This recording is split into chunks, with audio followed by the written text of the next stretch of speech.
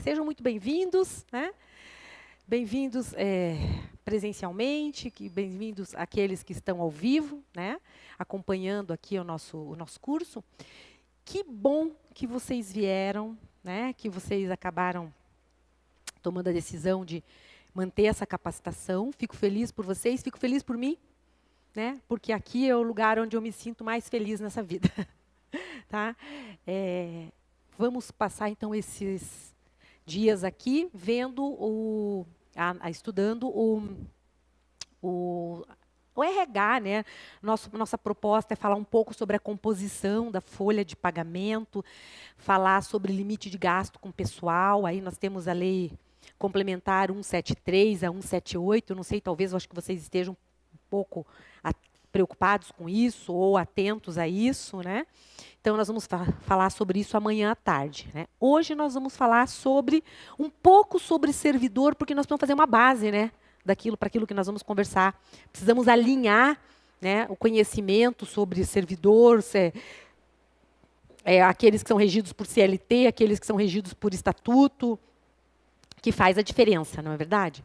Então, eu vi pela nossa lista aqui de presença, eu vi que nós temos Câmara, nós temos Poder Executivo Municipal, Câmara Municipal, e nós temos controle interno, dentro dessa divisão, controle interno, temos jurídico, eu não sei quem que é jurídico aqui, jurídico, temos pessoas que trabalham no departamento mesmo do RH, é isso? Confere? Beleza. Bom, então, eu sou a professora Lucimara Coimbra, mestre em Planejamento e Governança Pública, especialista em Direito Administrativo pela Unicuritiba e formada em Direito pela PUC do Paraná. Tá? Sou advogada, atuo na área de licitações e contratos e de servidor público.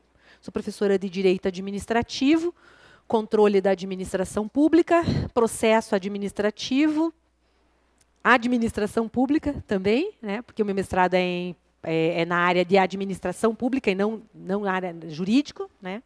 Na área do direito. E trabalho, gente, com a administração pública desde que eu me formei, eu enveredei por esse lado do direito público. E a minha experiência mais forte realmente é em licitações e contratos e servidor. Tá? Assessorei muito tempo, trabalhei muito tempo com aspectos legais, jurídicos do RH de uma prefeitura. Então, a gente passou por diversas situações, principalmente de processo disciplinar, de direitos e deveres dos servidores. Então, é essa experiência que eu vou aqui compartilhar com vocês.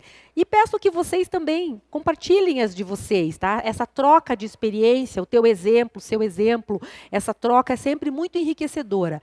A vantagem de um curso como esse é que a gente pode ouvir a dor do outro ali e perceber, opa, essa aí dói em mim também, eu conheço isso daí. Tá? Ou então, eu já vivi essa dor aí e eu já sei qual é o remédio, vou ajudar meu colega. Né, colega de administração pública, vamos dizer assim, né, no sentido mais amplo, tá bom? Então, vamos lá.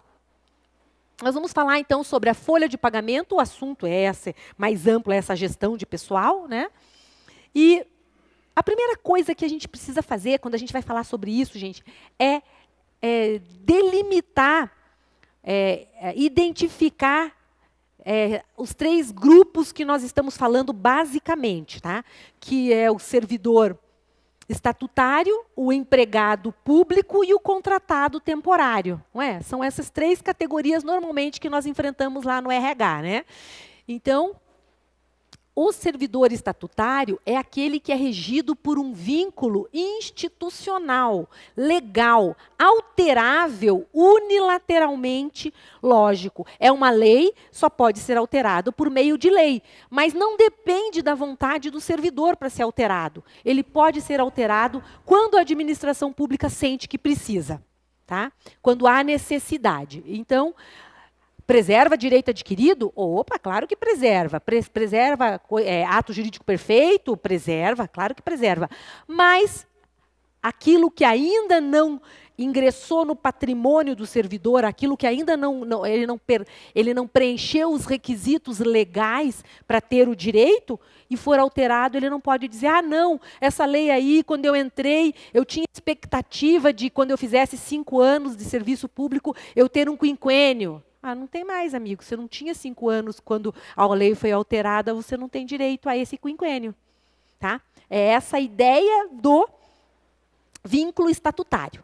Por outro lado, nós temos o da CLT, o vínculo contratual. Esse tem característica bilateral. Né? É um vínculo contratual, regido pela CLT, pela Consolidação das Leis do Trabalho. Então, nós vamos, para esses casos, seguir o que está disposto na CLT. Impossível ser totalmente CLT, né, gente? É impossível. A gente já sabe que tem que ter normativa interna, que tem que ter uma resolução ou alguma coisa que discipline a forma como vão ser aplicadas essas regras da CLT. Tá? Só a CLT a gente fica muito de mãos atadas em diversas situações. Tá? Tem que ter um código de conduta lá dentro. Não tem estatuto para dizer direitos e deveres dos servidores. Gente, vamos pensar numa normativa aqui, num código de conduta? Porque senão a gente não consegue organizar o funcionamento da administração do serviço público. Tá? E o contratado temporário, que é aquele que é um vínculo legal contratual e previsto numa lei, na lei do temporário. Há previsão lá na Constituição para se fazer essa contratação do temporário. A Constituição, ela estabelece o limite para essa contratação de temporário. Ela estabelece regras, ela diz o seguinte, olha, é possível contratar temporário, mas é para situações de excepcional interesse público. E é por um tempo até você resolver a situação. Até você arrumar o jeito mais normal de resolver a situação, que é contratar servidor, por meio de concurso público, que é a regra. Tá? Então, é possível termos temporário? Sim. Só que nós temos uma distorção, né? Nós temos uma distorção muito grave, que nós vamos comentar, eu acredito, ao longo da nossa aula aqui de hoje, talvez amanhã, eu acredito que nós vamos enfrentar a questão do PSS para professor. O processo seletivo simplificado, essa é uma dor que dói muito, né? Isso é um problema sério, tá? Mas ele se enquadra aqui nessa situação. Tá?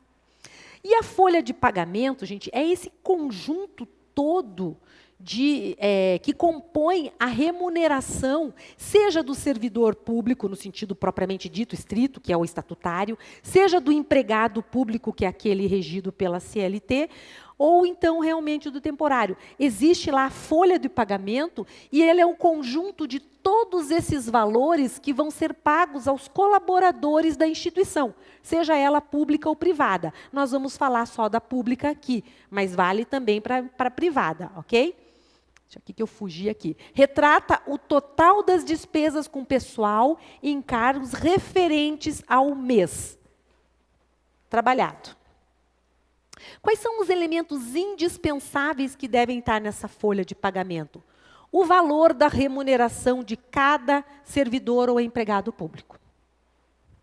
A frequência, as faltas, os atrasos, os afastamentos. Os descontos e encargos sociais devem compor essa folha. E a forma de pagamento e a data e o valor que vai estar disponível para o servidor. Ok isso?